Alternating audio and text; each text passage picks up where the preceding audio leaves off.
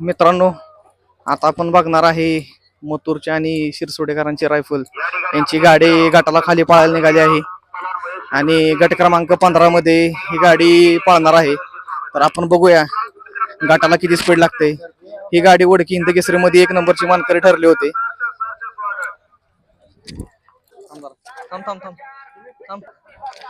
मित्रांनो, आज महाराष्ट्रातील सर्वात मोठ्या रकमेचं मैदान 2025 मधले सगळ्यात मोठ्या रकमेचं मैदान म्हणजे आमदार केसरी, अतुल पर्व केसरी, आमदार केसरी असं रोख रक्कम 5 लाख रुपयाचं मैदान. आणि या मैदानामध्ये खाली पाळायला आलेला आहे राहुलभाई पाटील यांचा मथुर आणि शिरसोडेकरांची रायफल. ही जोडी वडकी हिंद केसरीमध्ये पळाली होती आणि या जोडीने 1 नंबरचा म्हणजेच हिंद केसरीचा मान हा पटकावला होता. थोड्याच वेळाने ही गाडी पळणार आहे मित्रांनो.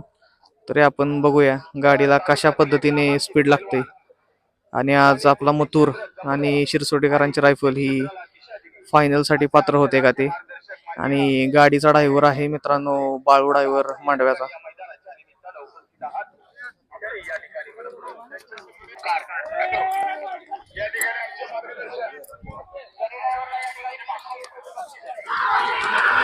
सुंदर अशी गाडी पळाली मित्रांनो मथुरच्या रायफलची. सुट्टीलाच चांगलं स्पीड लागलं मित्रांनो. 2च गाड्या होत्या मैदानामध्ये. सुंदर असं स्पीड लागलंय मित्रांनो मथुरच्या गाडीला.